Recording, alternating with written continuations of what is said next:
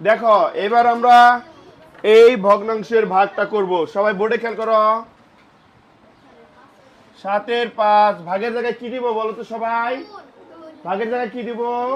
গুণ। গুণ দিলে কি করতে হবে? ডান পাশের এই সংখ্যাটার বিপরীত লিখতে হবে। কি লিখতে হবে? বিপরীত মানে নিচেরটা লিখবো আমরা উপরে, আর উপরেরটা লিখবো কোথায়? নিচে। এখন কি কাজ আমাদের? লঘিষ্ঠকরণ করা। কি কাজ?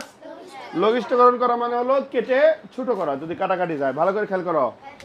কাটাকাটি সহজে যায়, 5 দেওয়া যায়। 5 দিয়ে কাটলে 5 একে 5, 5 দিয়ে 15 কাটলে 3 5 এ 15, 7 দা 28 কে কাটা যায়। 7 দা 7 কে কাটলে 7 একে 7, 7 দা 28 কে কাটলে 4 7 এ 28। তাহলে উপরে গুণ করলে কত হয় বলো? উপরে উপরে 4 আর 1 গুণ করলে থাকে 4, নিচে 3 আর 1 গুণ করলে 3। যেহেতু এটা একটা অপ্রকৃত ভগ্নাংশ, মানে উপরেরটা বড় আর নিচেরটা ছোট, তাহলে আমাদের কি করে দিতে হবে?